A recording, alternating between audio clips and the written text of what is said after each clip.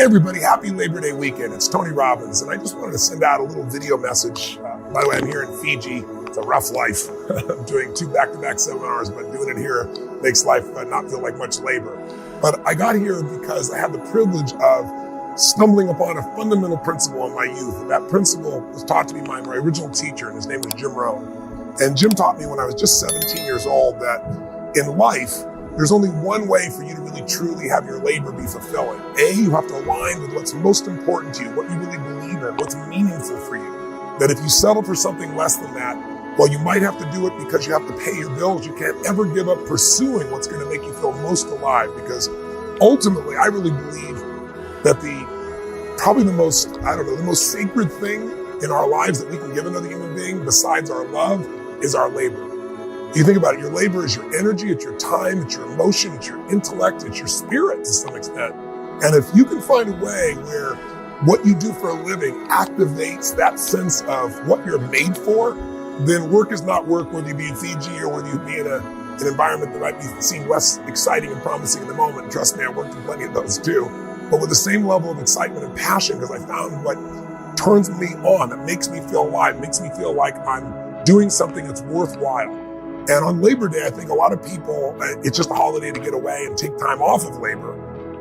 And my hope is to trigger you to think about how could you turn your labor into your love?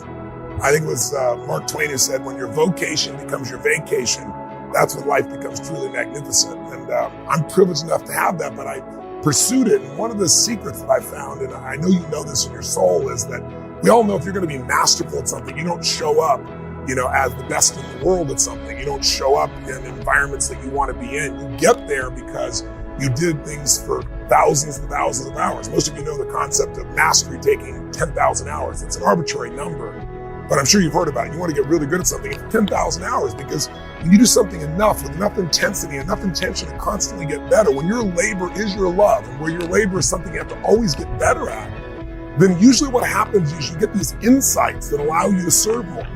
But I also think that labor, talking about this weekend, what makes people fulfilled by their labor is their motives for it. If your motive is just to make money or just to pay your bills or just to get rich or whatever you think that's going to be, those people never really are fulfilled even if they make the money. The most fulfilled human beings in my experience, and I've had the privilege of working with literally 4 million people from 125 countries now around the world, the people that are most alive, regardless of the economics, are people that have found something that they really feel the motive is more than just themselves. We all know what it feels like when you're trying to do for something for someone you love, and you're not doing it as a trade, you're not trying to get something back, you're just doing it because it's what you're made for. And I always tell people motive does matter. That if you're just doing something for yourself, there's nothing wrong with that, because life supports whatever else supports life. If you're part of life and you're trying to do something that's going to make your life better, I think the universe, God, whatever proper term for you, whatever your belief system is, infinite intelligence gets connected to you and it gives you insights. But I think if you're trying to serve more than yourself, more life than just you, when things support more of life shows up to support you. And that might sound kind of airy-fairy, but it's my experience. When you're trying to support your family, when suddenly I had 4 kids, 3 of them overnight, my life changed, my intellect changed, my abilities changed, because I was trying to serve something more than just me. When I started really focusing on how to serve a community and then a country and then humanity, as corny as it may sound, you get insights you won't get when you're just trying to somehow, make your labor happen or get the job done. So labor could be love, and it isn't for most people. Most people, I think, are unhappy in their life because they look at labor as work.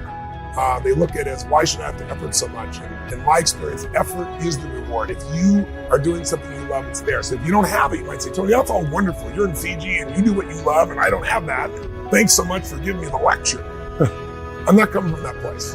I'm coming from the place of saying you can discover something that you're really passionate about, but in order to do it, you got to get out of the story of what you can't do, and you got to put yourself on the line. I mean, so many people right now, this Labor Day, are out of work. And when you don't have the privilege to be able to work, you start realizing that work really is a privilege. And most of us know that 2/3 of the planet's living on $2 a day. So no matter how difficult our life may be, most of us, our worst challenge is somebody else's greatest dream. And I think it starts with the gratitude for what we already have. It starts with understanding that what's wrong is always available, but so is what's right. And if you and I can figure out what's right with what we do, if we can start where we are and enjoy that labor, everything changes. I'll give you a silly example of kind of funny story. I had some partners in business when I was just, I think I was 18 years old, 19 years old. And one of them, they're both good friends of mine still, but one of them kind of called out to me, they're Harvey and Marilyn Diamond. If you ever read the books Fit for Life, they were my partners before that book was written, and I kind of helped them build that business up initially. And it was a health business, and I believed in it, I was passionate about it. And Harvey and Marilyn got involved with a particular guru that they really believed in India. And gradually they started to decide that what they were going to do is they were going to do this chant in the seminars we're doing, which were seminars on how to become in a peak state of fitness and health. And we're doing them for successful business people those days in Beverly Hills and West Los Angeles and a couple other areas. I was concerned that they were now going off to India to have these spiritual experiences. They were going to come back and they were going to try and convert people to some form of spirituality. Whether it was right or wrong didn't matter, just it wasn't what we were in business for. And I wanted to change people's lives with health. So being a young kid and thinking you have all the answers, I went to India with one thing in mind. I'm going to make sure that I have a conversation with a guru and he straightens my partners out so they understand that their labor is a gift and they need to give their labor separate from their spiritual labor. So I go off on this journey and I go to India. And I stay outside this ashram because I'm not a follower of this thing. And they're in the ashram and I go have my meals. And one day I come back from having this meal and this little monk comes up to me. And the monk says, excuse me, I've not met you. I introduce myself and then he says, what are you here for? I said, well, I'm here to see the guru. I want to have a meeting. If you know anything about India, you don't just have a meeting with a guru. People come for 5 or 7 years and don't get such meetings. And I said, I'm here to get us help to straighten something out. It's very important for some of us followers. And the man said, well, I haven't seen you at Seva. And I said, what's Seva? He said, well, Seva is where you come and volunteer your time to give work, to give labor to the guru. And I said, I'm not a follower of the guru, so I don't do Seva. He goes, yeah, but you're staying in the guru's place. I said, I'm paying to stay in the guru's place. He goes, it doesn't matter. You're eating the guru's food. I said, I'm paying for the guru's food. He goes, but here you have to pay and you must give labor. And you must volunteer 4 hours a day to Seva. I'm thinking, you gotta be kidding me. But after he left, he said, you should report to this place for your assignment. I'm thinking, there's no way I'm going to do this. But then I started feeling guilty. I see all these people, doctors and lawyers and moms and kids, and they're all working. And so finally I report for Seva. Thinking, all right, I'll get this out of the way. And so I show up for the Seva, I'll never forget, right, for my labor number.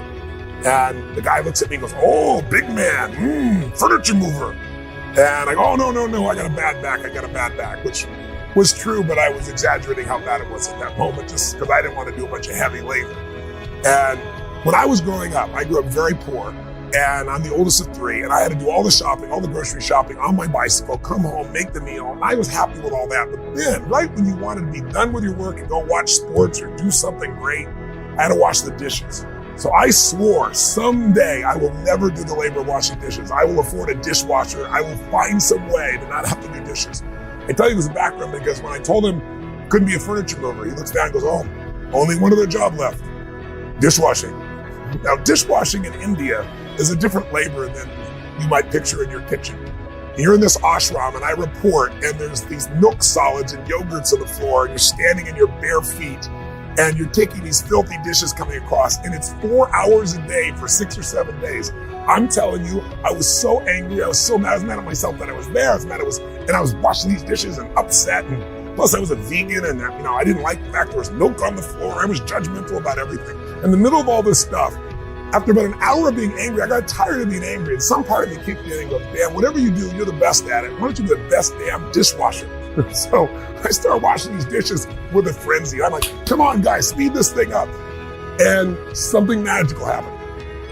The thing that I thought was most disgusting and filled with labor and work became play. And I started to laugh at myself. And I thought, what an ego jerk you are to think that you're below washing some dishes.